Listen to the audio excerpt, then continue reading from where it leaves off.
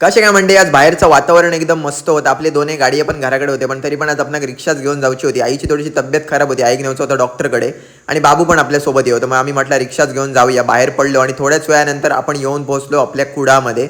बाजारात खाली गाडी लावले, बाबू आणि आई डॉक्टरकडे गेले आणि चतुर्थी जवळ येईल, पण बाजार अजून पण खालीच दिसा होतो. आपण फक्त बसून आईची वाट बघूची होती आणि बऱ्याच टाईम नंतर फायनली आई एकदाची डॉक्टरकडनं येईल. बहुतेक गर्दी होती आणि आम्ही लोक गादी घेऊच्यासाठी आमका गादी घ्यायची होती. तर पान बाजारमधील गुडलक गादी शॉप होता, त्यांच्याकडे आपण गादी रेडी करूक सांगलेलो. आमका 2 गादी होते भावाग आणि माका. सो त्याच्यासाठी तर आम्ही त्यांच्या घराचकडे येलो डायरेक्ट आणि गादी रेडी झालेली. मी जरा रिक्षा पुढे लावलेले, तर परत पाठी घेतलंय आणि पटापट एकदाची गादी मधला लोड करून घेऊया गाडीत. आणि बाबू शूट करी होतो, त्याच्यामुळे मीच म्हटलं पटापट टाकते आतमध्ये.